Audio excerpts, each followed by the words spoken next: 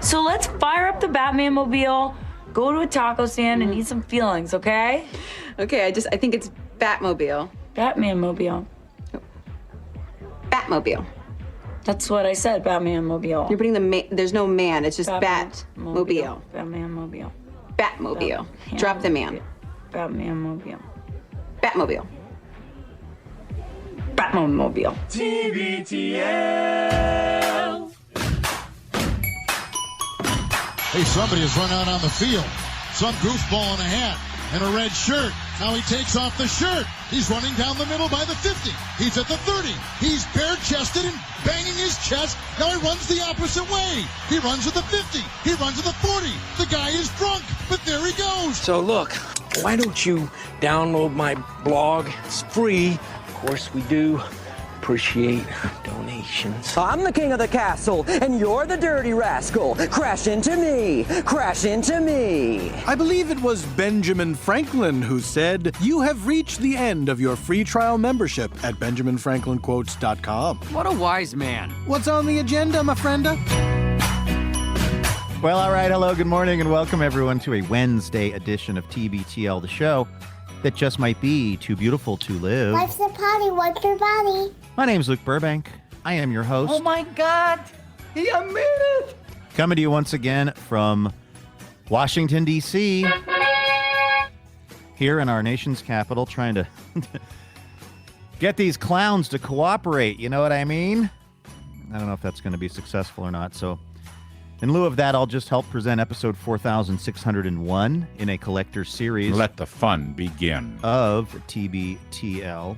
On this very show, some number of years ago, I don't know if it was some number of years ago, maybe it was some number of months ago, it all kind of blends together, if I'm being honest. At some point, we reported on what was described as potentially maybe the first space crime that had ever been reported to law enforcement. Odors cannot travel through the vacuum of space. Well, now we have an update on that space crime and what really actually happened.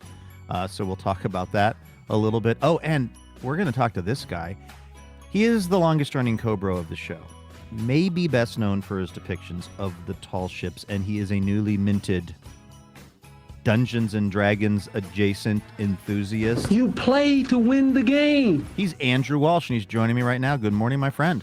Good morning, Luke. You know what I'm just remembering now, and this time, just in time, I feel like, one of our favorite things on this show about 10 years ago was when I discovered a little audio drop.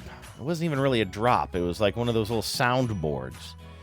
And it was holiday related because it was the sound of a turkey gobbling. And I think we loved it so much because you hated it. And so I speak in the royal we. We loved it so much. I think you loved it so much. Well, I heard somebody say you and the listeners? Yeah, I think that me and the listeners loved it. I heard somebody, this is a little bit Burbankian, or modern day Burbankian, I would say. I heard somebody on my favorite local sports radio show misuse the royal we. And I did not do this, but for a brief moment, I almost texted with because I'm a fan of the person who did it, but with a very gentle correction. I did not do it, but they said we, but they were speaking on behalf of the team. This is a host, a radio host, and I think she said we, but she meant the Seahawks, so she said the royal we, and I'm like, ooh, that's not what the royal we means. The royal we means. What does the royal we mean exactly? I think. Now, here's where it's a thing Prince Andrew is not allowed to do anymore. Oh, my God. It's topical. That's what, you never know where the show's going to go, but you keep it topical, Luke, which I really appreciate. That's amazing. Yeah, I'm trying to drain the swamp while I'm here.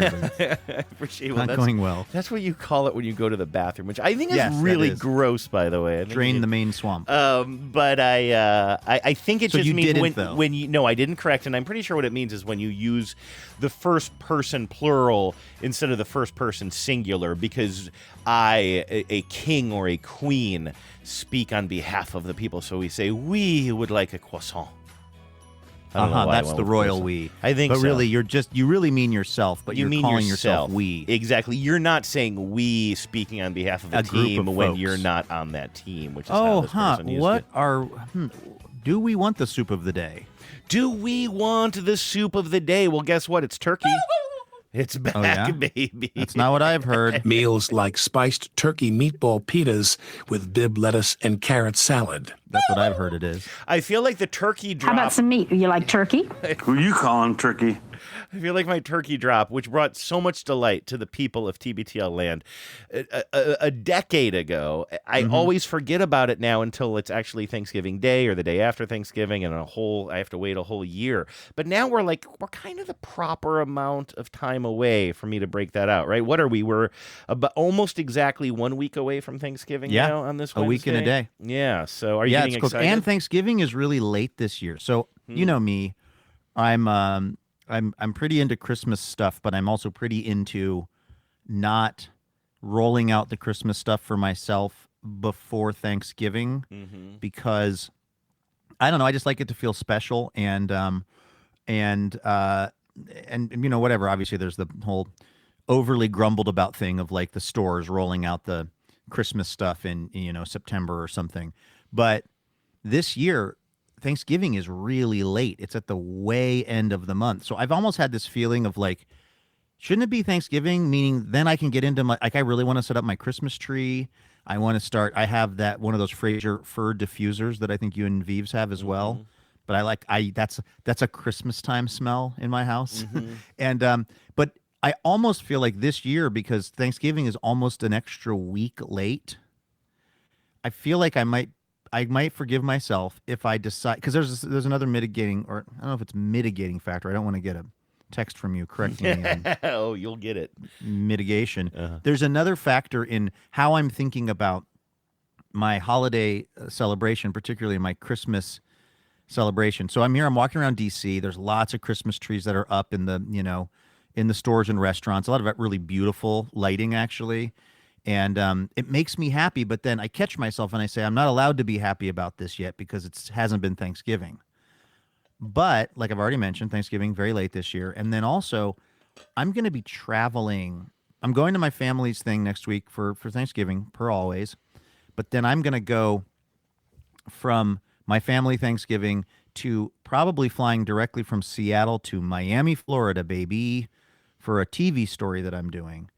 And then I'm going to spend that week in Miami. I'm going to stop off in Phoenix. This is immediately after Thanksgiving? I'm sorry, I kind of lost the week timeline. after. Yeah, this is also a chance for you to put this on your calendar, I guess. No, I wasn't asking because of that. I wasn't. So this is like you'll spend Thanksgiving weekend with you're not like flying out on Thanksgiving night or something like that. No, I'll spend the Thursday and the Friday in the basking in the what does he say on Christmas Vacation? The kith and kin of a warm holiday celebration with my family and my daughters coming up. It's exciting. But then on like Saturday or Sunday, I haven't decided which one, I will need to fly from Seattle, Washington to Miami, Florida. Then so I won't have gone home. That's the key point. No. So Thanksgiving comes, and now I'm not going home. I'm flying to Miami. I'm in Miami for a few days. Thursday morning, I get up bright and early. I fly from Miami to Phoenix, where I'm going to do Wait, Don't Tell Me on Thursday night in Phoenix, December 4th. And then I fly to Seattle December 5th, because, by the way, I want to mention Livewire at Benaroya Hall, Friday, December 5th, with, guess who, Andrew? Lindy West and Megan Hatcher-Mays of the Texting Back podcast will be some. I was going to pitch them on maybe doing a little TMTB of the Dog crossover, too, while they're in town, because we're actually bringing Megan out for this. Oh, okay. Yeah, it's going to be a really, really fun show. Mohamed El-Sheikhy will be there, super funny comedian. Is the jury you had texted me privately about another guest that you were thinking about trying to get. Is that off the table now? We're hearing that special guest is busy on that night, so we're still trying to implore them. But right now we know that it'll be Lindy and Megan. We know it'll be Mohamed. We know it'll be the Broody brothers, and we know that there are tickets available. So please, if you like me and you like Lindy West and Megan Hatcher-Mays, come see us Friday night, December 5th. You can go to livewireradio.org for tickets. Okay, all this is to say, Andrew, I am not going to probably be back at my house until a full week and a couple of days after Thanksgiving. I don't have the calendar right in front. I'm not getting back to my house until at the earliest December 7th. Yeah, because you mentioned that Wait, Wait, Don't Tell Me is on a Thursday, so that's going to be exactly 1 week after Thanksgiving. Yeah. And then you're and then flying back. Livewire the next night. And that's a Friday then, and that's Friday here in night. Seattle, and then back home the night after. I that. may need, on Saturday, I think I might have to do some, listener relations, which is to say, hanging out with some Livewire supporters and doing some things Livewire related. It could be here in Seattle. There in Seattle where you are. So it could be December 7th before I get back to my home. And that means I've now already missed a fourth. Essentially, I've already missed a quarter of Christmas times at my house. And then it's like Sunday, December 7th, I'm trying to set up the tree. I'm trying to get everything together. I'm almost wondering if I should break with my precedent and actually set all my Christmas stuff up before I go out, before Thanksgiving, which again is never happened in the olden days, but this might just be extenuating circumstances. I heard that John Sklaroff is going to donate to Livewire in order to get our weekly meeting on the books. and you're not laughing at that. It was just a joke about your meeting with... No, that wasn't disapproval from me. That was me trying to do the math on that first week of December. Because I'm in Miami doesn't mean that we can't have our meeting potentially. No, but, and that's fine. I don't think we have anything super burning and pressing. I just thought it was funny. You're like, well, I'm meeting with donors. I was like, oh, that would be a good way to get on your calendar. I see. That's the joke there. But by the way, before we even get into your sort of personal conundrum about this stuff, which is kind of personal, that's kind of like whatever you decide. You know, you have these rules, totally. but it's for you. But I never really kind of considered this idea of where Thanksgiving falls in the on the calendar or within the month of November, because I always figure, it always hovers around the same few days, and of course one of those days sometimes falls on my birthday, as it does this year. But I never really thought about that's late or whatever. So I just looked it up, and you're right. I just had never considered this before. Thanksgiving can be any time between the 22nd and the 28th. And so I don't know. I don't think it's always linear. So I don't know if that necessarily means that next year it'll be the latest on the 28th and then it'll reset. I don't think the lines are as clean as that. But I had never really thought, because I don't have I don't have concerns about when to enjoy Christmas music or that type of thing. I just want to make sure that I get all of the toys that I put on my wish list for my birthday. That's all I really care about. But you're right. I guess share your birthday with Thanksgiving. Yeah, that is a pretty big swing, though. You're right. That's a full week. Exactly. And so there's a lot of kind of extenuating circumstances. By the way, I think I've asked you this already, but I mean, are you and Vives doing a Friendsgiving or something? What's going to be happening? I know we're still a ways out, but do you have a day planned for Thanksgiving? You know, we're not doing our usual this year. Usually, I would say maybe 2 out of 3 years we'll just do Thanksgiving at our house, and anybody who wants to come over can come over in our friend group. And that's that's always a lot of fun. And Vives likes to make the whole menu, and then I'm always in charge of mashed potatoes and sautéed Brussels sprouts, and I think that's mostly my responsibility, maybe cocktails. But usually we do that a couple of Thanksgivings in a row, and then usually we do something weird or different on another Thanksgiving. A couple of years ago we went to what's the bar that our former colleague at Cairo Radio runs? That's kind of a dive bar with a pretty long... The Streamline? The Streamline? Streamline Tavern. They have a big Thanksgiving there for all of the regulars. Oh, nice. And one of our friends is a regular, so we went there one year for a kind of a potluck. It was a little, it was a little Bukowski-esque. You don't want to do that. I wouldn't want to do that every year, but I really enjoyed it for that, and I would do it again. This year, our friends, our mutual friends... They hand you a set of gloves with the fingertips cut off when you walk in. It's just kind of a hobo, look? Kind of Tom Waits meets Bukowski meets just a kind of a life lived rough, I guess. God, have you ever? I think you have. Have you seen the movie Barfly? That is based I on haven't, but I Bukowski's? should. I was aware because it's Mickey Rourke, right? Yes, it is. Good remembering. I was aware of that movie as a child, but without knowing what the term barfly meant, without having ever been inside of a bar, It was something that I would see the VHS tape when I'd go to rent a movie at Cragen's Pharmacy or Shop and Save. And so it has a picture of Mickey Rourke on the cover. And I always knew, for some reason, there's a movie called Barfly with Mickey Rourke in it. I didn't know that it's actually Bukowski related. And also, I hadn't spent a good 20 years of my life posted up in dive bars, which gives me a lot of lived experience to reflect back on while watching that movie. It's also got Frank Stallone in it. It's one of the rare Frank Stallone vehicles. He plays literally a I wonder if bartender. Norm Macdonald's obsession with Frank Stallone was good or bad for Frank Stallone's career. Do you remember that whole thing? No, I don't think so. About once every other weekend update on SNL, somehow the punchline would just be Norm Macdonald going, Frank Stallone. He was obsessed with the idea. There's probably a supercut somewhere of Norm Macdonald. And by the way, these were not gentle jokes about Frank Stallone. They were all basically at the expense of Frank Stallone, because I believe Frank Stallone fancies himself a singer, an actor. Barfly, maybe. Have you seen Barfly, and was it good? Yeah, well, I went through a big Bukowski phase, of course, in college, so I watched the movie probably a couple of times in college, but I haven't seen it since then. But I did enjoy it. It's got Faye Dunaway in there, too, and I think even Jack Nance, I have a vague memory of that.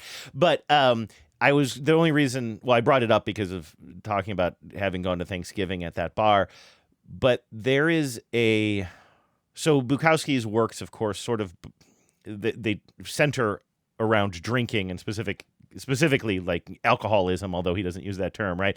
And in a way that both seems appealing to a lot of young men who are reading it in college, like myself, but also is like a very kind of like literally living paycheck to paycheck, if you even have a paycheck kind of lifestyle, waking up in, apartments that are above bars and that. I believe that you kind of described thing. that exact apartment a few episodes ago.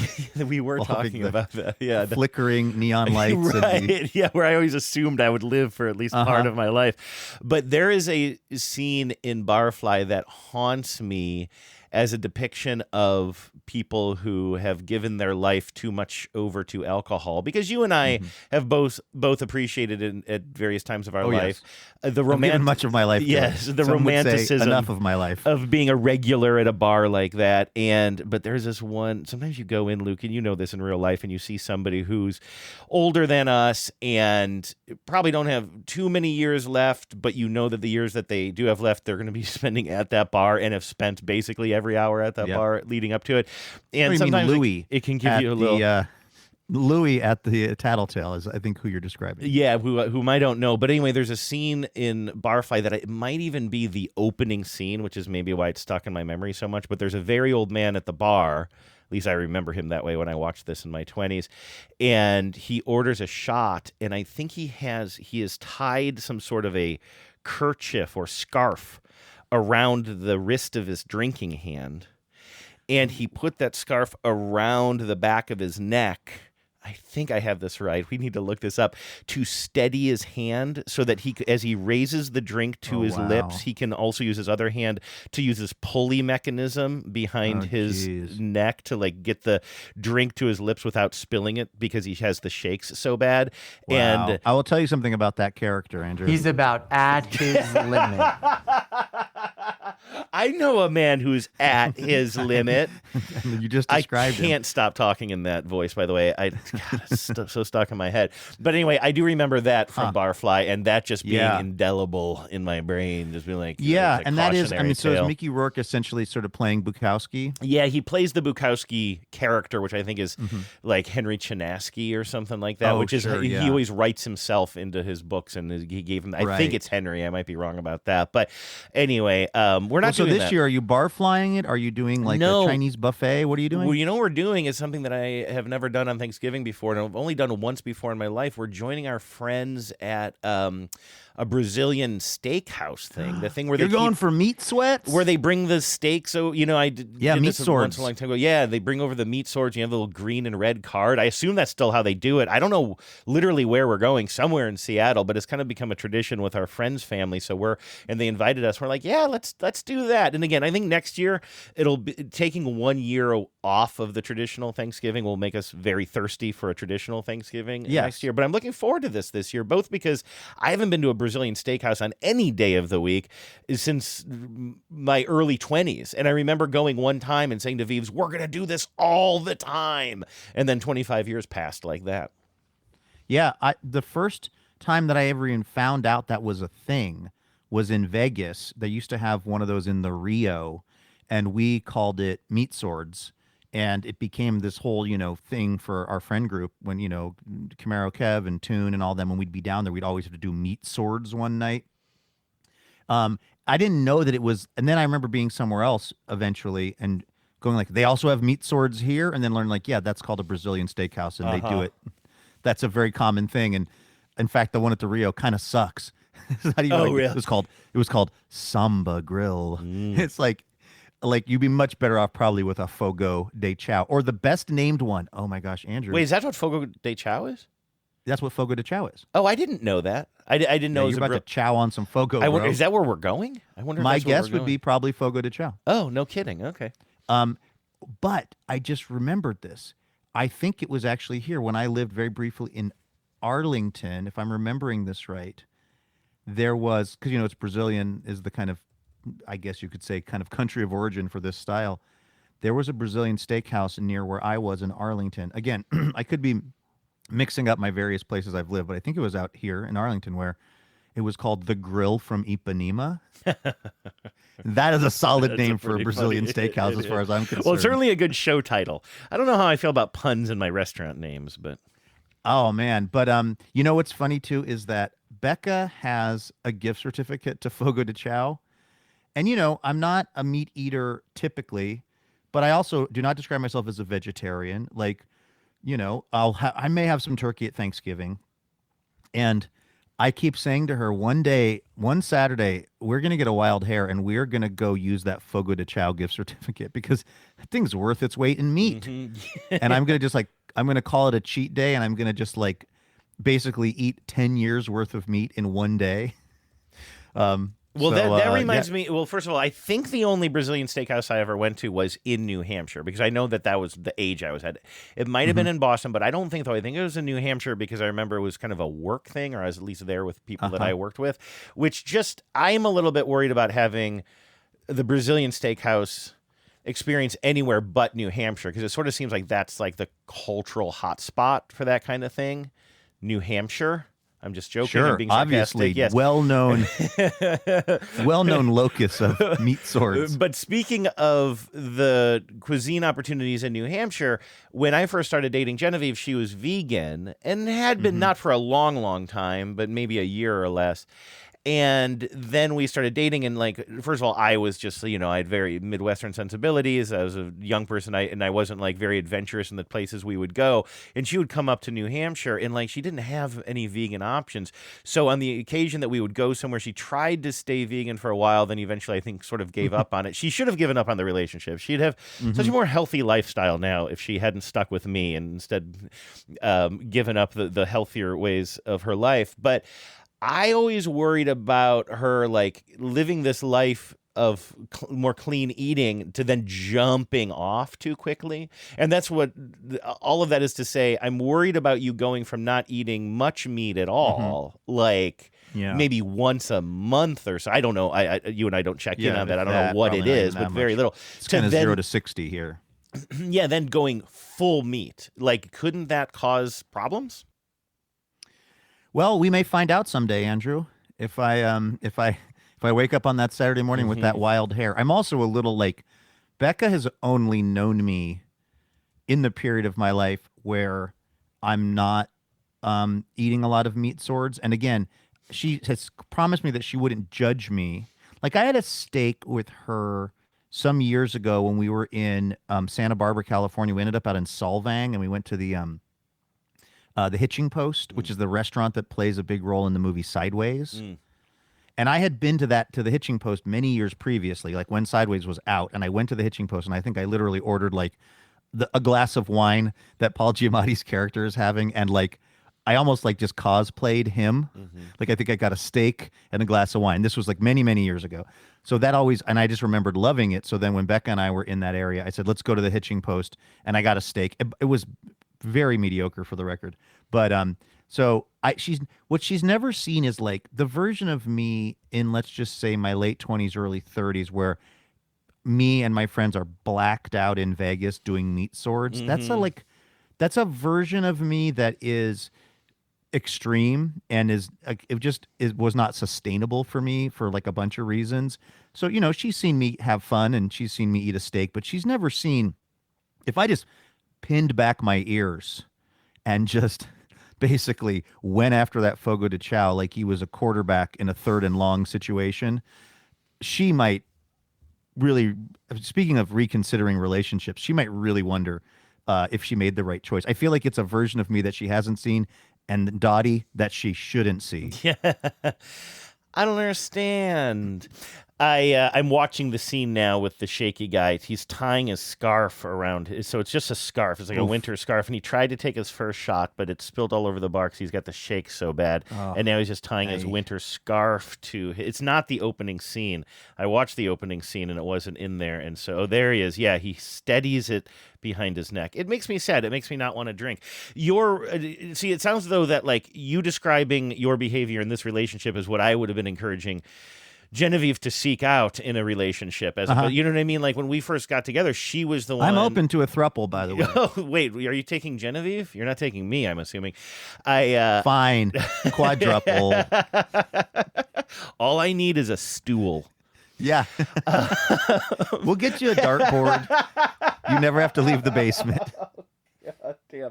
Anyway, yeah, but no, that's good. You're in a mode where your relationship is leading to like maybe better habits than if you were left up. Well, to it your is own because she has good habits. Like really, she is a very, and I say this sometimes about my sister Liz too. Like, again, I think my sister Liz would say, "You don't know the half of it," but I always think of her as being effortlessly sort of, kind of just talented at things. Put together, yeah. Yeah, she just has. She's got these great kids and this great husband, and she has had a couple of different careers in which she's been very successful in both of them. She's now an English teacher in high school. They built this beautiful home. She's just growing vegetables somehow. And then when we're having dinner, she's just throwing in some vegetables she just picked, and making something that's like delicious and also healthy, but doesn't seem like you're missing out on anything. Like that seems to be her general way of being in the world. Again, she would probably tell you that, there's a lot of anxiety that goes on for all of us that the rest of us don't know about. But I also feel like with Becca, that's her thing around the lake. She's the kind of person who could very happily have a glass of wine and then not do that for 3 months and have no thought about it. Mm-hmm. And then have another glass of wine or whatever, have a shot of tequila. Like she just is untroubled with that kind of stuff. And then also the eating, just like very clean, healthy eating. So what ends up happening is either I've got to sneak off to the hotel lobby to pound a Wendy's burger, or I just have to like live that lifestyle. And so it's gone more like just live that lifestyle. Being in love means going downstairs to the Burger King. That's where that came from. I was like, why did I pick Wendy's? That is isn't the human brain a marvel, Andrew? Mm-hmm. I was some are. Mine. It's a marvel in the wrong ways, is what my doctor says. I was picking up. I was picturing in my mind that scene from 30 Rock where Jenna tells Tina Fey to basically never ever let the person that she is dating know who her real self is, and says love is what? Going love downstairs to use the Burger King bathroom. But it's something else first. It's like love is never letting them see who you actually are and going to the Burger King to poop. For some reason, that was absolutely what I was channeling in that moment. By the way, I can report that the Grill from Ipanema is still very much in business here in Washington, D.C. So maybe it wasn't in Arlington, or maybe they had two different branches. But I also don't know if I don't think it's Meat Swords, Andrew. Not anymore. It's just a regular restaurant that does. That one? No, I'm looking at the menu right now. Yeah, I'm sorry. Did you feel like it's changed, or you misremembered it? I think I assumed. Because I had my awakening, because I had been woked to Brazilian steakhouses. I went from not knowing that they were a thing to thinking the only one was Samba at the Rio to thinking anything that says Brazilian steakhouse is one of those Meat Sword places, that when I saw the Grill from Ipanema Brazilian steakhouse, I just assumed falsely that it was Meat Swords. I want to just warn people, if they come to D.C. and they're all excited to visit the Grill from Ipanema, it's not Meat Swords. It looks good, but it's not Meat Swords. That is why you are no longer on the Chamber of Commerce of D.C. Yes. You don't know what's going on in the local Well, a restaurant. couple reasons. That's one of them. That's one. Definitely. Also, not living there is a big part of it. I'm settling into this hotel room lifestyle, by the way. I've been here a lot this week, and I told you yesterday on the show how I'm developing kind of a bit of a rear window type of relationship with these people that work across the courtyard from me. You said you think it's the Kaiser Family Foundation. Is that right? I need to I need to do a double check of that, but I think it's Kaiser Family Foundation. I feel weirdly starstruck when I see something in the world that I've heard about as a underwriter of NPR. Yeah, right. All you need is an Aeron chair. True like black. we went right. Well, like Becca and I were somewhere. We're driving and we saw a sign that said Lemelson, and I was like the foundation. Oh, I don't know that laughed. one. I don't listen to NPR as much as I used to. The Lemelson Foundation, Cy Sims. These are all big names in my mind because I hear them every morning. But so when I saw KFF, Kaiser Family Foundation, I was literally kind of starstruck by the door. But I was very excited, by the way. I hit the radio jackpot on Sunday. It's something that you would appreciate when I turned on Morning Edition, and it was Aisha Roscoe, and I turned it on right before the quiz. Like, I don't know that news clock. I don't know when it comes on. I happened to turn Sunday it on morning, yes. Sunday Love morning, and it was right as the quiz was coming on. I'm just like, my goodness, the radio I love gods the are way she smiling. says master when she's introducing Will Shortz. She says, Will Shortz is, he's a puzzle editor at the New York Times and puzzle master here on Weekend Edition. Listen for it next time. I she will. always says master in the funniest way. I love her voice so much. It reminds me to just lean into my weirdness when doing radio, which I know you'd be like, you haven't been so far, but maybe more for Livewire. Obviously, I'm not very buttoned up no matter what the circumstances are, but I love those, I just love quirks and I love people being themselves. Mm-hmm. And I think sometimes with Livewire, I feel like I have to be this TBTL, this feels too, I'm being too much myself probably, but I think I can let even a little bit more of my hair down on Livewire because when I hear that kind of stuff on the radio, I really like it. But I'm looking over at these folks now. I'm on day 3 of because I'm working a lot from the hotel room this week. I have a lot of CBS stuff happening. That's not the piece we're shooting. It's another piece that's going to go up this week. I've been recording Livewire from the room. I've been doing TBTL with you. So it's I'm in my office, they're in their offices, and I watch them one woman grab her coat and her purse and go off to lunch, and then she comes back with her salad, and then she sits and right now she has her jacket still around her shoulders because I think it's maybe a little cold in the office, I'm just seeing how, and then there's a guy, I know that you would think that I would have a strong sense of what this means, but I don't think I've ever fully thought of what the idea of the corner office is. Mm-hmm. These are all very nice offices, but only one of them is the corner office. And the guy in the corner office, he seems happier. I see him. By the way, he just went and got a Diet Coke or something. But before that, I saw him be nice on the phone, strolling around, walking around in his corner office, which is two.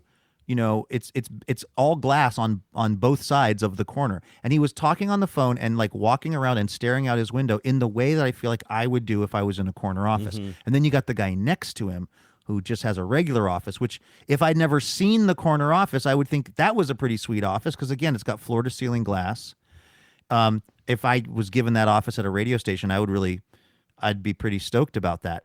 But now I see the corner office, and I'm like, oh, that's why they're always talking about getting to that corner office. And I do think there might be something to it. I think the corner office guy is enjoying his time at the Kaiser Family Foundation more than everybody else is. That makes me cringe because did I one time on this show, I don't remember when I started hearing the term C-suite, but it was one of those things that I had never heard before. I didn't know what that meant until very recently. Did one of us on the show, and I'm willing me. to take the bullet on this, say that it's C for corner office? I think it's C I think a for... bullet would be extreme. Well, I take my I don't think job you deserve seriously. that. I guess you don't. But it means that That's why I'll never get that corner office. Because I think the C means you're like a CFO or a CEO, that's what the C is, not corner office, right? Right. I think, yes. But again, whichever, I'm willing to, Andrew, I'm willing to go pull a Clint Eastwood from In the Line of Daisy. Yeah, famous movie. Jump in front of the bullet that you were about to take on both of our behalf, because C-suite is one of those terms that they just started using 5 years ago, and then they acted like, oh, we've been all using it forever. And I resent that. I feel like there needs to be an announcement. Because that's the kind of thing that you'll hear Kai Ryssdal saying, right? Or somebody who knows from business, the C-suite. But it's hold on. like I've actually worked a few office jobs in my life. No one was calling it the C-suite. That is a fairly recent invention, and that's okay, but you need to give the rest of us some time to catch up, and don't use it like it's the thing we're all saying, because some of us are not saying it yet. That's so funny, because that goes against what you and I usually argue about, like on public radio or something, when they over-explain something. Now, C-suite means the Batman is a caped vigilante. You know what I mean? I think at this point, you would say that at this point, people know what C-suite means, but you're saying there was a point where maybe it could have used a little bit more explanation. I have been, as are you, Andrew, a part of a genestration. Okay. I have been part of a generation that has stood astride many huge developments. In fact, not to get all, patting Gen X on the back or whatever, but I do think we've had this interesting life experience of living a significant amount of our life with no internet and no cell phones, and then now living an even more significant part of our life with that. Like Addie just doesn't have, my daughter just doesn't have a super strong sense of pre-cell phone world, Mm-hmm. And similarly, I have lived in the time before and after the term C-suite was invented. Yes. I clearly remember a time in my life where no one was saying C-suite. And you're right. You could also think that means corner suite, because it has the word suite in it. Yeah, I feel like maybe at one point I feel like I was stumbling around. I'm like, what does C-suite mean? Oh, maybe it means corner office. I hope I'm making that up. I hope that's not true. By the way, I just texted you something. I know you're trying not to use the internet. Is that too sad of a show pick? I sent Luke the screen cap of the old man at the bar in Barfly who's using a scarf to steady his hand as he grimaces and takes a drink. Is that just too depressing to put on tbtl.net? I don't think so. I mean, I think people can handle it. Also, I'm just wondering about the casting, because this guy does have, the nose is really selling it for me. Mm-hmm. It's got really one of those gin blossoms kind of thing going. That's not always associated with drinking, by the way. I think that's a bit of a misnomer. I think it can be, but it can also not be. But I wonder, I could see one of two things for this actor. Either is a person who, was maybe has struggled in his life with this, or has spent a lot of time in bars, and they went in and literally just cast him right off of a bar stool, or has been sober for 50 years and is a well-regarded New York theater actor that is hasn't touched real alcohol in many years. I could see it being either one. I've told you the story before of when we grabbed two random bar flies to be in that beer commercial that I was in. When I was in that Molson commercial a million years ago, we went up to a place called the Last Chance Saloon in Wayne, Alberta, and it had been scouted by the location scouts for this commercial, which was supposed to be about some young American, 20-somethings on this incredible journey of discovery in Canada, and we drink a lot of Molson. So we go into this bar, and they needed someone to play the bartender, and there was no one in there for some reason, or the bartender didn't want to do it, which is crazy, by the way, because it's probably paid $15,000 or $20,000 just to be the bartender in this thing, because I think you'd be a principal at that point. And so they grab one of these two. It's 2 p.m, and they just grab one of these two drunk dudes off the bar. We're the only two guys in the entire bar, and they have him pretend to be the bartender. And he had said, I think one of our producers had said, we're going to ring the bell, which is a free round of drinks. If you guys do this, we'll ring the bell for you or something.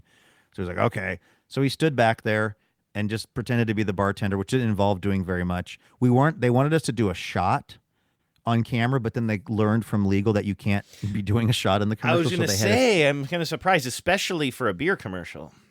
Right. They wanted it to be this is an unexpected wild adventure at this bar. Well, they weren't allowed to have us doing a shot. In fact, I don't even think they could show us drinking the beer. We just always, we were drinking it, but it was always I think when they cut the commercial, we're always holding the beer. We're interacting with the beer. You never see us actually glugging it down. But in lieu of shots, they had us eat those pickled eggs that are in the big, jar. That was supposed to be the crazy thing that we did at this bar. But I just remember when we were finally done and they'd packed up all the lights. And again, I think this guy was in line for a fairly significant amount of money because he had to sign all this paperwork. This was this guy's lucky day. And one of the last producer was trying to walk, and this guy blocks the door. He shuffles over and he blocks the door. And he goes, "You said you were going to ring that bell." He's like, yeah, okay. He goes back over, rings the bell, puts a 20 down on the bar, and leaves yeah. Jimmy was going to get his free shot come hell or high water. No matter what. I've been doing a little bit of research over here. First of all, what do we found? That I was curious why beer commercials, I'm like, is that right? Do they rarely show people actually drinking? I'm trying to picture most beer commercials, you don't see somebody actually holding the beer up to their mouth, do you? Right. Probably I because don't they're think shaking you're allowed so bad. to. It says here that it's not against the law, but it's an industry standard not to. And this is Interesting. They probably want to avoid the heat, so they're just like policing themselves. Now, are you allowed to use a scarf? This is to lift a beer to your mouth. That shot I just sent you is actually a commercial for Jim Beam. This is an AI overview, but it says, why do beer commercials avoid showing people drinking? You have industry self-regulation, you have network standards, you have avoiding negative implications, and just production reasons like showing somebody drinking a lot. Well, you can always put something else in the bottle. But yeah, I was just like, when you said that, I'm like, yeah, I feel like I can sort of picture like maybe like a summery, sunshiny commercial where somebody is like holding a Budweiser up to their mouth and drinking it. But I think I'm just thinking of Mountain Dew commercials, to be honest with you. Like I can't. Oh, you're back to mixing up Mountain Dew and Budweiser again. Gimme a mountain with nothing to do. Still my favorite song from the summer. Also, I was researching the fella who was drinking using the scarf as an aid in Barfly. The actor's name is Joe Rice, and I'm on his IMDb page, and his credits include Barfly. Okay. That's it. So it's door number 1. Yeah. Sounds like Joe was asking him to ring that bell. I think so. I think we have our answer.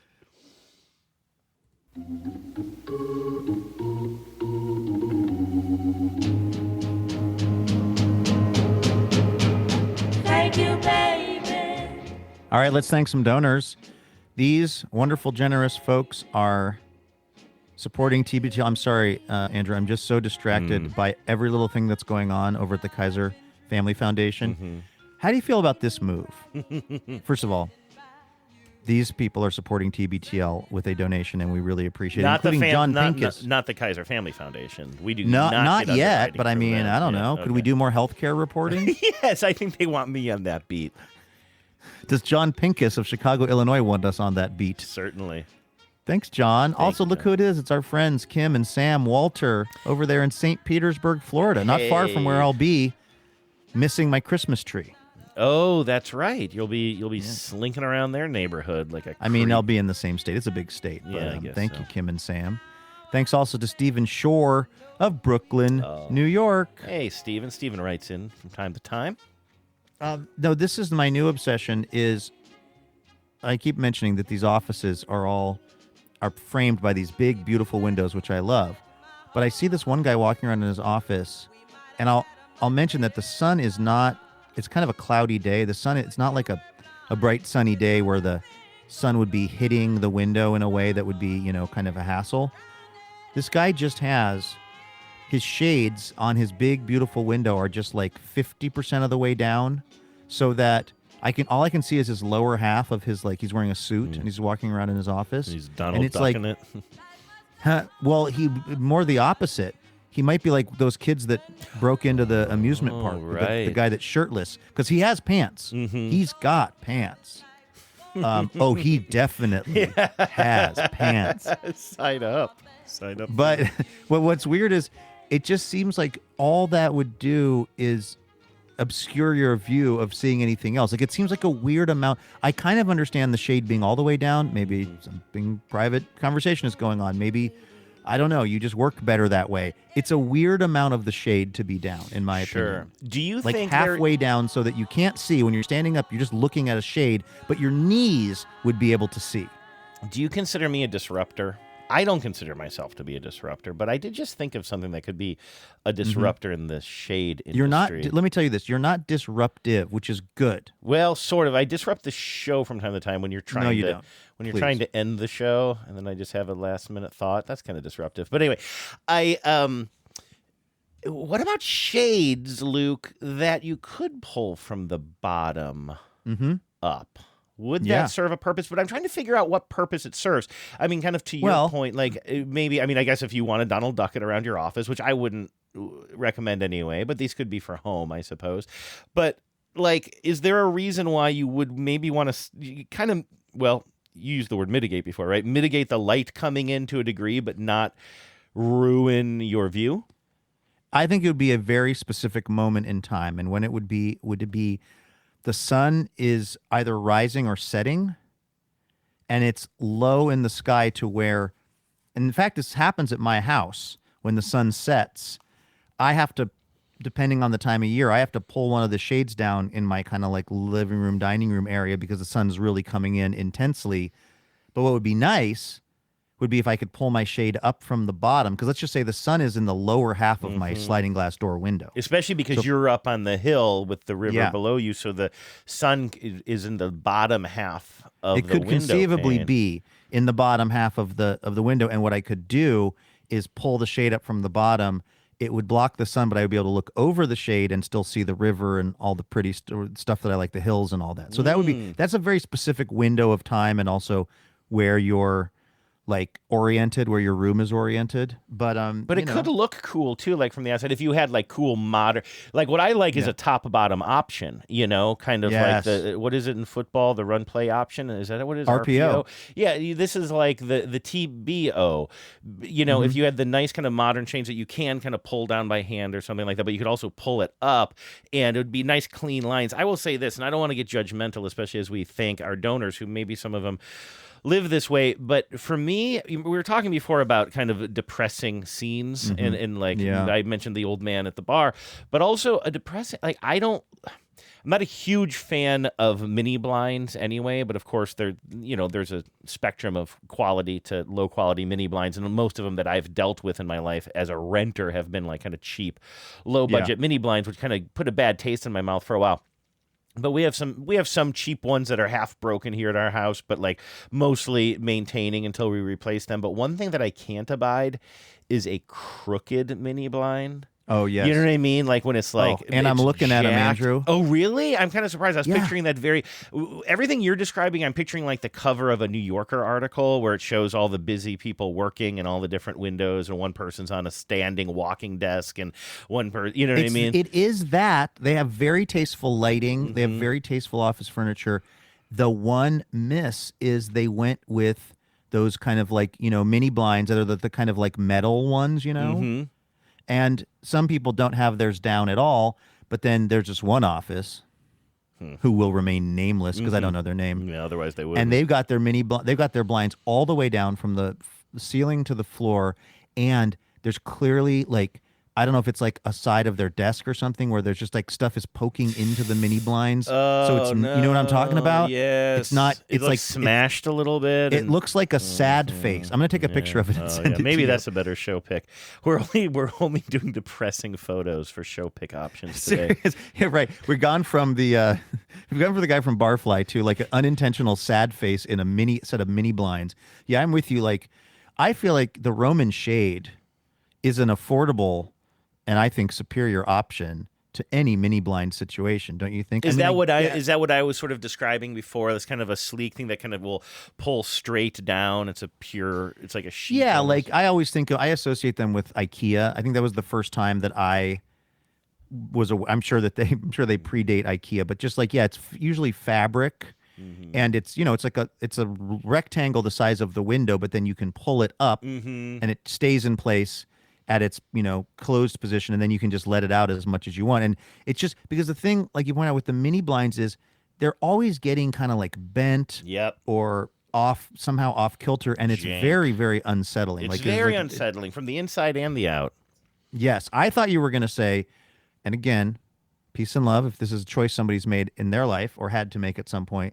But the other one that really gets me is, well, first of all, just having the shades down all the time for me. I'm obviously I need a lot of natural light for some medical reasons called my brain.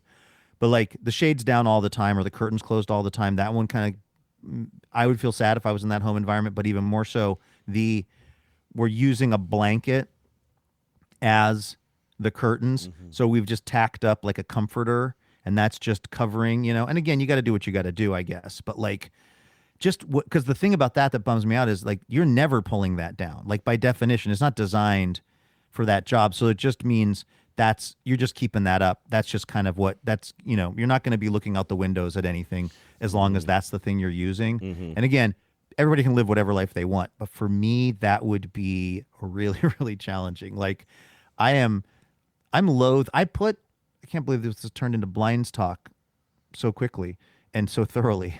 But I put up some blinds in my bedroom. Well, would you call them blinds? Yeah, they're blinds. They're basically, I have three big windows in my bedroom, and these blinds that pull down inside each one of the window, kind of like banks or something, areas that the windows are. I have probably pulled down any one of those blinds maybe one time in a year and a half. Like, that's how much I don't want, even though I'd probably sleep better because in the summertime it's getting bright really early. It's waking me up. Like, I have some weird emotional dependency on not feeling like the blinds are being, or like my view of the outside is being blocked for some reason. That feels very unsafe to me. You're also an exhibitionist, right? You like people to see what you got going on. Quite the opposite. That's why this is such a difficult personality type for me. I am both you know what I did this morning after my little jog? Because this is okay, and then we'll get back to thanking the fine donors like our friend John Lynn in Spokane, Washington. Beautiful Spokane. Over there in the Inland Empire. Thank you, John. Andrew, do you realize literally this morning I had the two things you just described, obviously jokingly, intersected here in this hotel room. Wait. What did I describe? I mentioned an exhibitionism. Me being an exhibitionist. And the other thing I mentioned needing to have a lot of natural light. Oh, okay. So I don't want to close. It makes me depressed to close the curtains in this hotel room. It feels almost like claustrophobic to me or something. Even at night. Like, I don't even like doing it at night when there's not even anything to see, right? But I get back from my jog and I'm going to take a shower. And I don't want to close the curtains because even the curtains being closed while I'm in the shower, unaware of what's going on here. So there's something, I'm telling you, there's something about this that is like, it represents something more to me than the actual deal with the curtain. I don't know what that is, but I'm also very much not an exhibitionist and very much do not want anyone who's working at the Kaiser Family Foundation to catch a glimpse because they can look into here just as much as I'm looking into there, right? Yeah.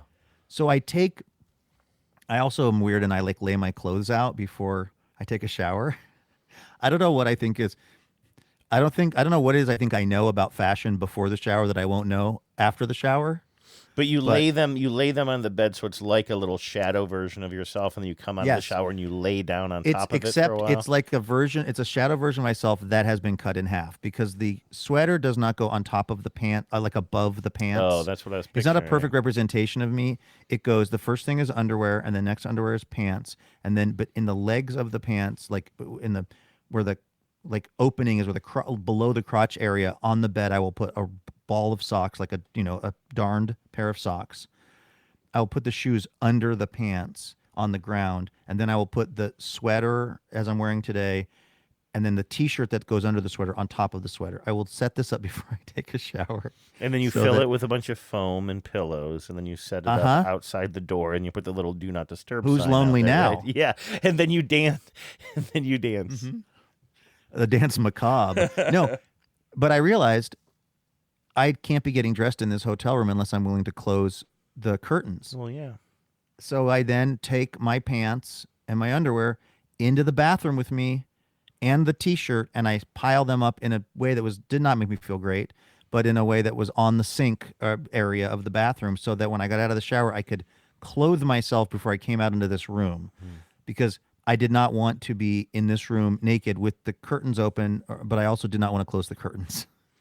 You don't see. I use, if there's room and if it's not too slidey, I feel like the top of the toilet tank can be a place to put socks, underwear, and a t-shirt for your preliminary dressing. That would feel precarious to me. I feel like, although it wasn't like it's a hotel room bathroom, so it's like it wasn't like there was a ton of room on the by the sink either. It was all precarious, but it was all because.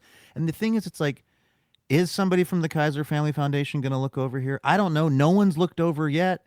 But it's not only that. I mean, the thing for me is just like, well, it takes however much time to get dressed. Let's just put on the on the upper end of, let's say it takes you 10 minutes because you're puttering around, which I don't think that it does. But yeah, the idea that you can't even shut the blinds for 5 or 10 minutes while you quickly get dressed is a shocking thing to me. I'm only now, like, I'm not doing this just for effect or to try to be interesting on the show, because I'm doing the opposite. Oh, it's probably, not. but, yeah, don't worry about that.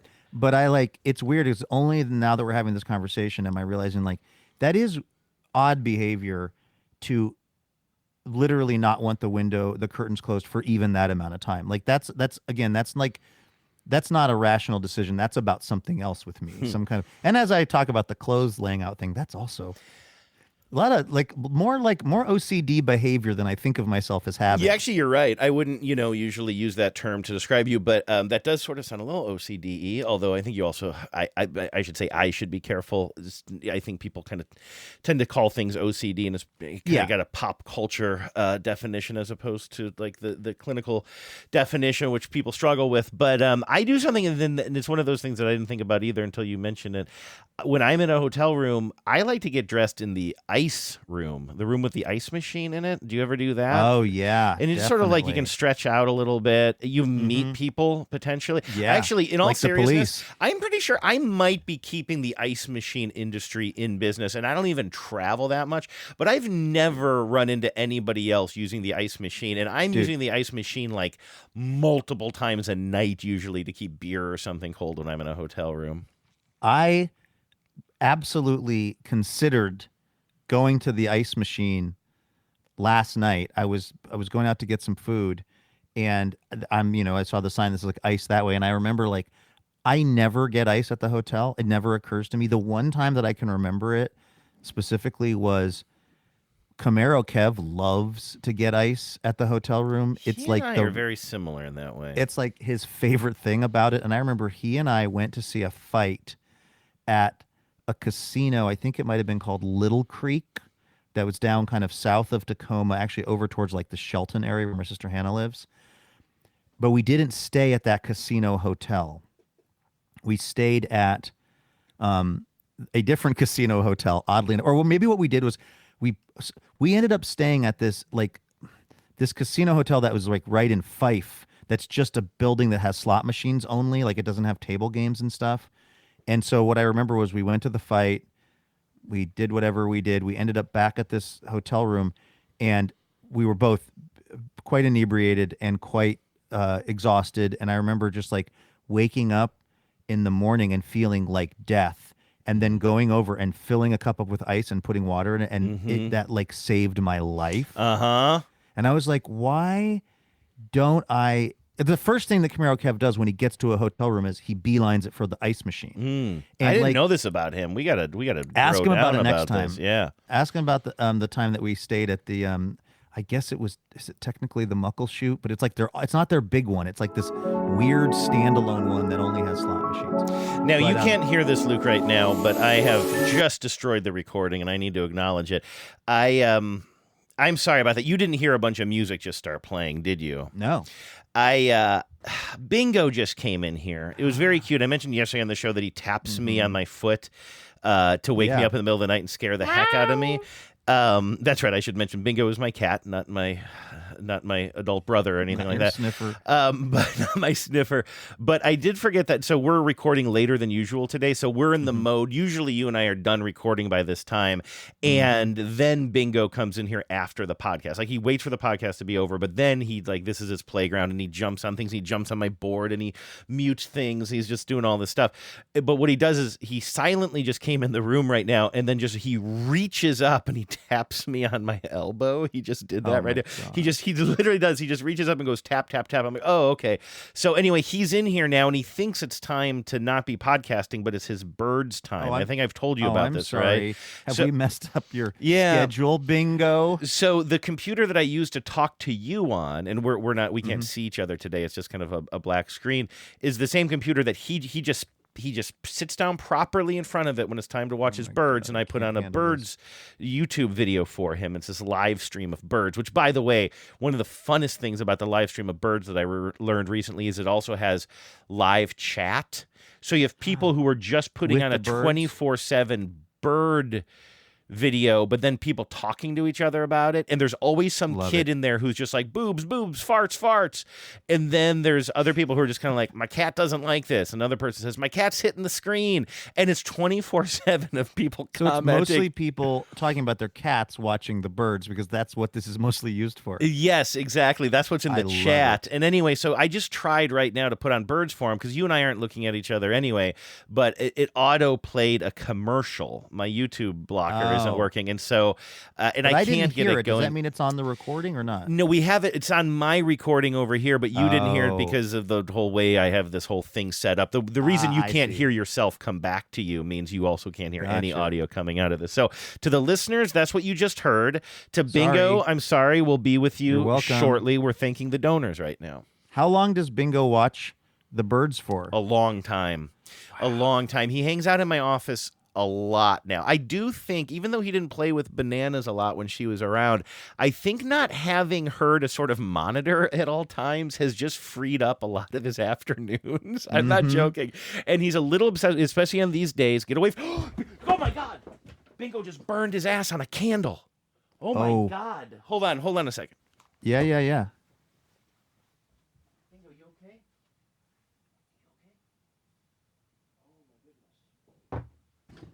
Oh my goodness. I don't know how much of this we're leaving in, but I can tell you what happened. Was totally your call. Oh my gosh. So I was worried about this today. I put a candle in here, which I don't usually do, and it was kind of in this part of the table that he sometimes launches off of to get up to this window. And I was like, well, cats know to be afraid of fire.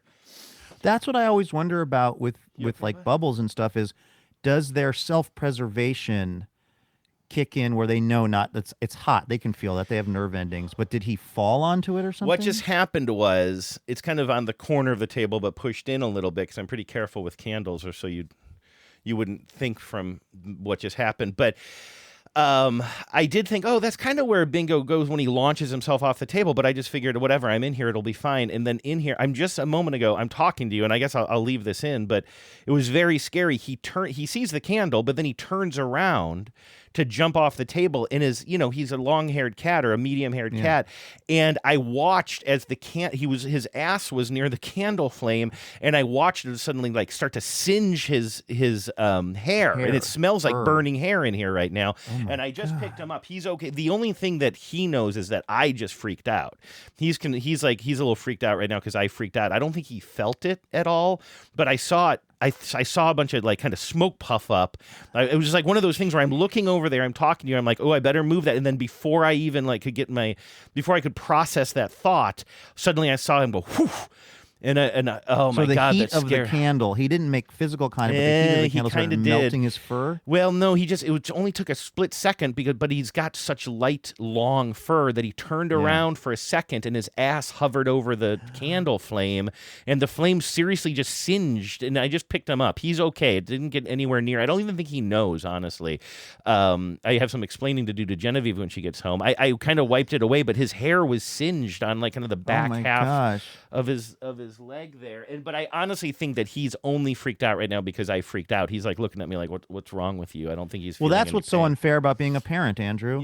Is you did a good thing for Bingo, and it'll go down in his memory banks as my dad was being a jerk. This guy hates candles. No, this guy doesn't like me having my afternoon fun. No, he's all right. Boy, I'm sorry. We were just talking about my guy, and then that was really scary for me. I'm sorry. Well, I'm glad that was he's a drama in real life that actually happened. I guess we'll just leave it all in. It's up to you. This is a personal moment between you and your cat's butt. No, we'll leave it in. I'll defer to you. It seems like a lot of work to try to figure out how to edit that out at this point. But apologies to listeners who I probably just freaked out. But also, maybe you'll remember. You'll remember this podcast. The most interesting moment of the show in probably months, if not years. Boy, I was on the edge of my seat. This whole For Your Consideration campaign we've been on with the Golden Globes for our podcast is really I appreciate your commitment to the bit. Good Lord. Also, Zach Labby in McFarland, Wisconsin, also appreciates your commitment to podcasting, Andrew. That's because Zach is.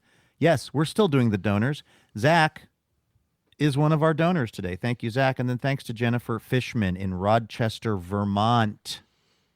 Bet you it's lovely. Nice. Bet you it's getting cold up there in Rochester, Yeah. Vermont. But it just starting to turn now from fall to like feeling a little wintry. Did I tell you that I watched fall turn into winter before my eyes when I was in Cleveland? And boy, did it remind me of the very first snow of the season. No matter where you are, it can be beautiful. Like I remember being in Chicago for the first snow when I was flying out of there after a TBTL event once, and I felt very lucky. But when I arrived in Cleveland, I was only there for 4 or 5 days. But when I first arrived, it was still very much fall weather, and I was like, oh, maybe I shouldn't have brought this heavy coat. But just a couple of days later, it was already snowing. I know the day I flew out, it was snowing, and the day before I flew out, it started, and it was like below 30. It was like 29 degrees, and it's just like you could just feel it. Like I can't explain it. A fall day feels different than a winter day, even if the temperature is about the same.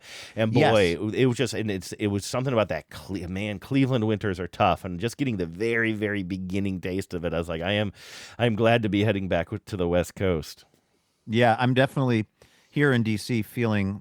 I told you about my my freezing cold jog, which the other day that was a bad idea. So I'm just definitely different out here than it is in the PNW right now. Anyway, thank you to all of our donors for making TBTL possible.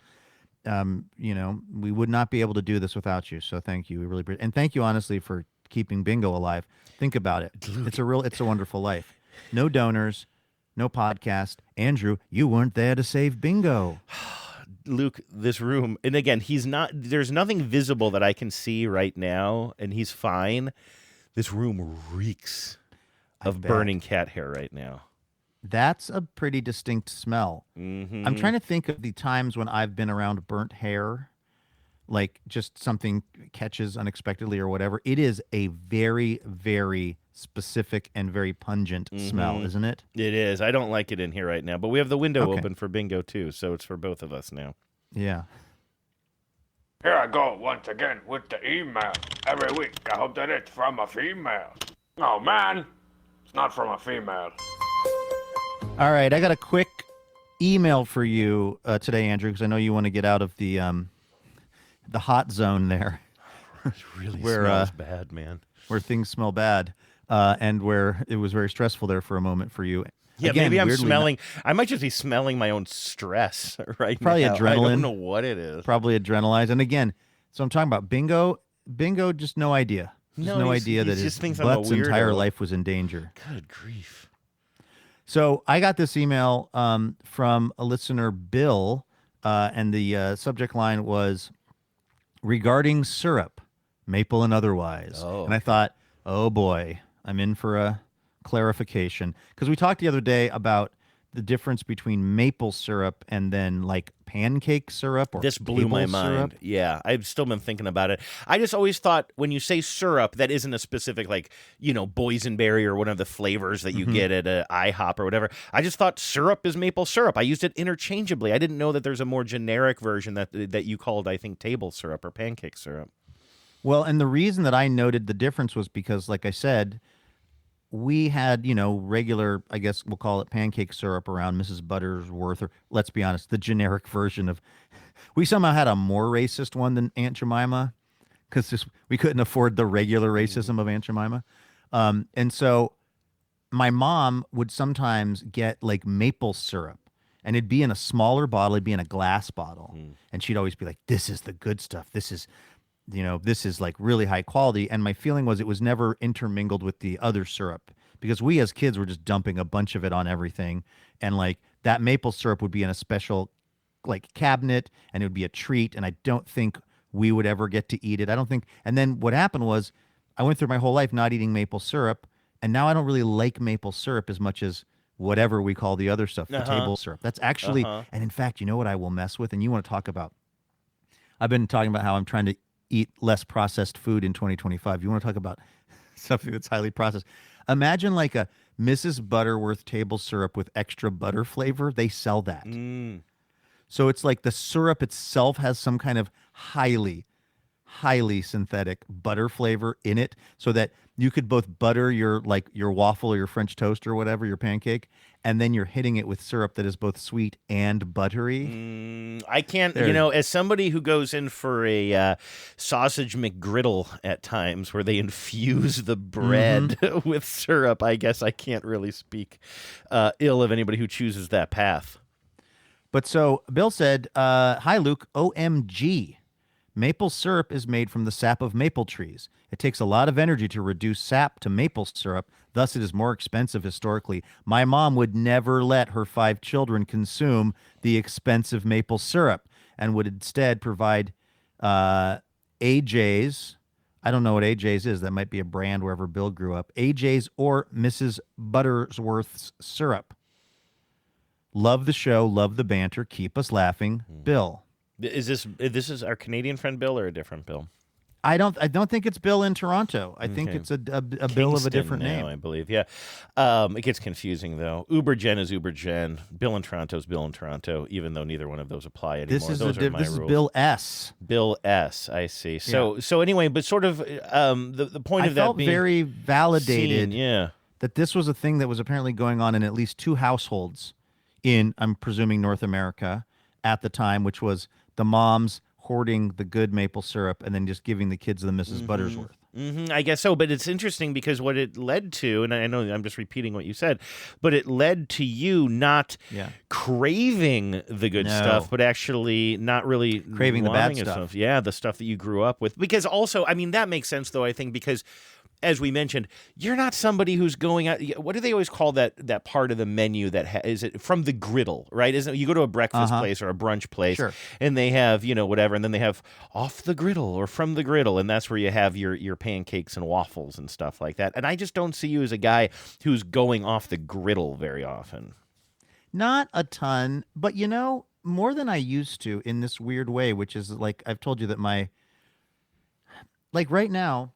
I have in this room a handful of, by that I mean like probably 5 or 6 little mini, I know this isn't off the griddle, but go with me, little mini Reese's peanut butter cups that are individually wrapped. Mm-hmm.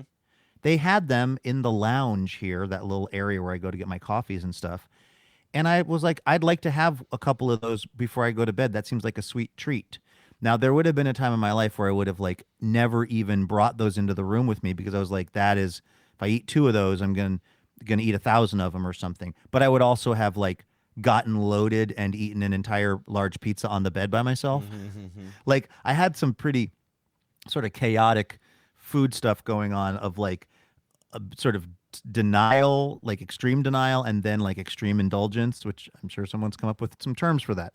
But the mode for me in 2025 has been more like, a little bit of everything. Like I am mentally in a place where if I felt like having a pancake off the griddle, I would have a pancake. What I would probably have is I'd probably have half of that pancake. I would order it. I would eat the amount of it that I felt like I wanted. And then I would just stop there. This is, again, theoretically. And then I would just go on with my day. Whereas I used to have a thing where it'd be like, I either wouldn't order the pancake or I would order 3 pancakes and eat all of them and then be mad at myself. Again, none of this is healthy. Well, but can I just jump in and say, I think my comment, though, was less about, because you and I have eaten together a lot in our travels, and you have pointed out, like, there was one time where, I always talk about how I've eaten too much, and then, like, where were we where you got up and went to get a whole second meal and you came back with a second sandwich or something? And so, like, I'm not even trying to say, like, you'd be watching what you're eating, because, I mean, I think that you obviously do have whatever relationship you have with food, but like I'm just surprised that is what you would crave. Like for me, like again, I'm not saying I don't order from the off the griddle section because I'm doing a healthier alternative. I'm doing something that is worse for me to my arteries. You know what I mean? Because I just don't. I assumed you were like me that is not what you're craving off the menu. The stuff I'm craving is more bacon, more sausage, more 100%. Eggs. I have always said that if I could snap my fingers and eat all of the savory, salty stuff that I want with no repercussions, and it meant I could never have sweets again, I'd be fine with that. I would make that trade. But also, that's the other thing for me is I don't know where the pancake fits into my breakfast plans because it is a breakfast unto itself. But if I'm at a IHOP or a Denny's or something, I'm really looking forward to getting some eggs over medium. I'm looking forward to some hash browns. I'm looking forward to if they've got a veggie patty of some kind. I want all that. And then the pancake at that point, like if I eat all that, I'm probably not going to be hungry enough for the pancake.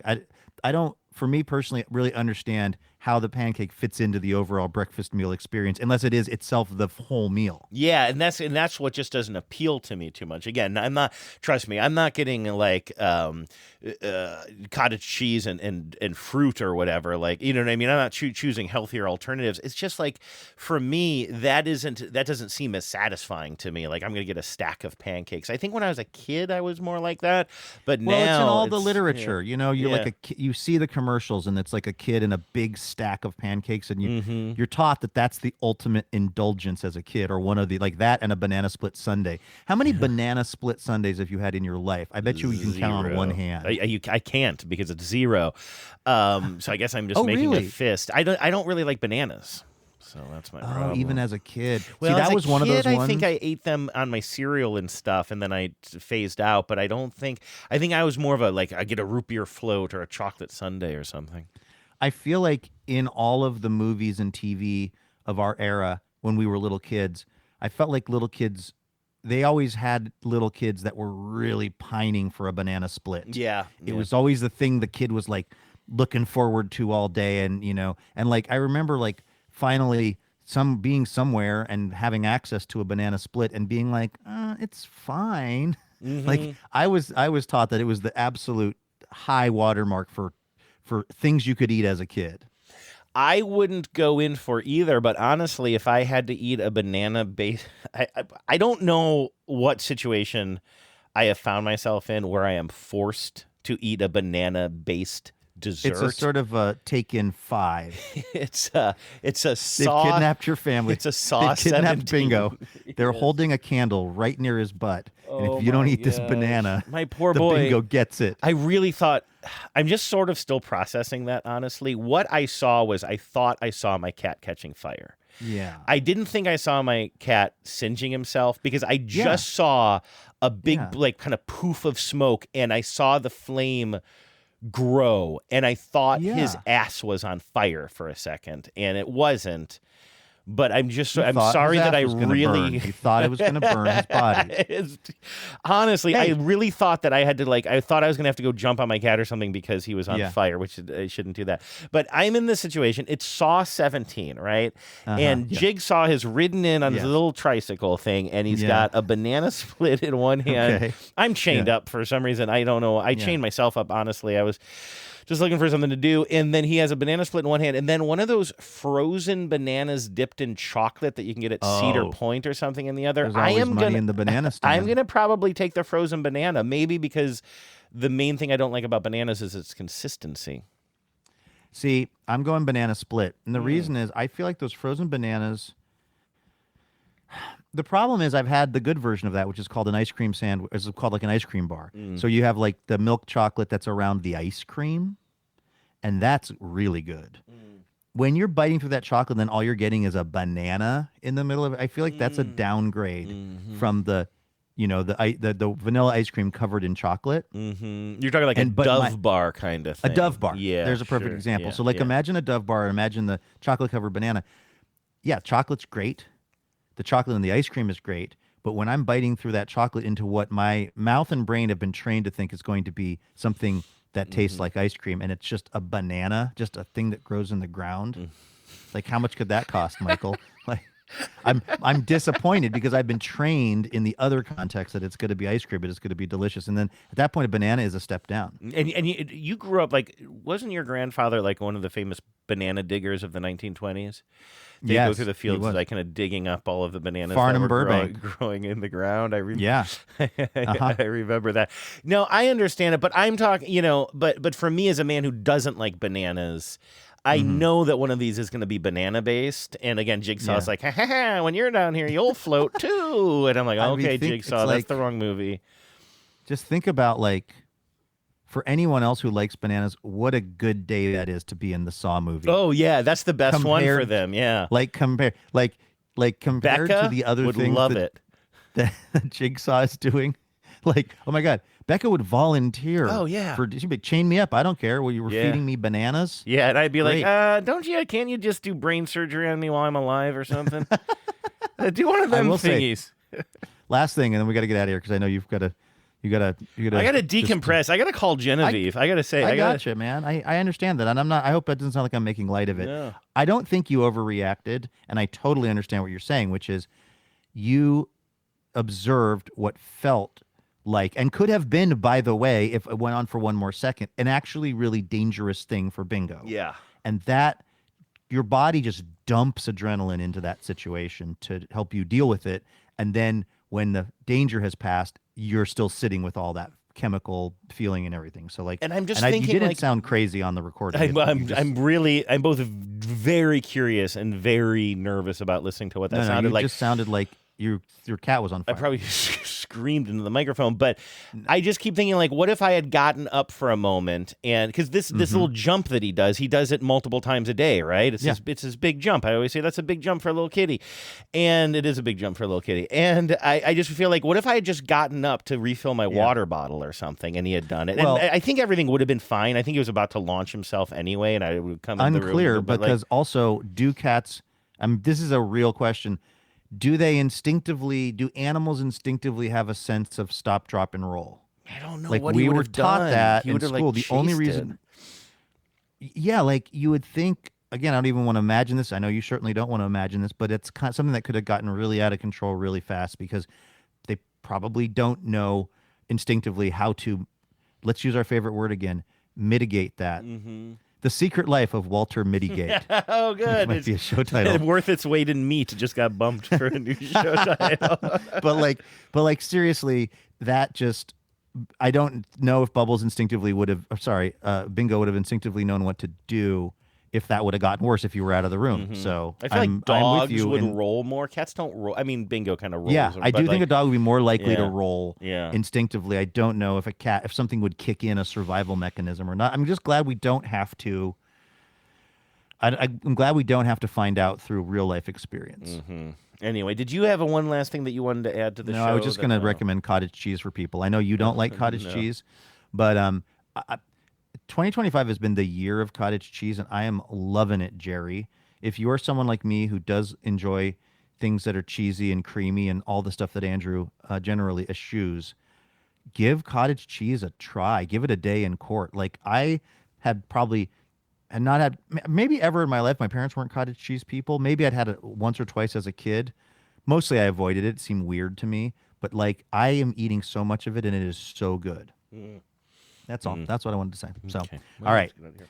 Well, thank you, everyone, for listening. We are going to be back here tomorrow with more Imaginary Radio for you. I'll be continuing to observe the... Oh, shoot. You know what? The light is wrong now. I'm not going to be able to get a picture of our depressing blinds. Well, we have our tomorrow. depressing barfly, so don't worry. There you go. As long as it's depressing. Yes. So we'll see you tomorrow with more Imaginary Radio. In the meantime, have a great Wednesday. Take care of yourselves. And please remember, no mountain too tall. And good luck to all.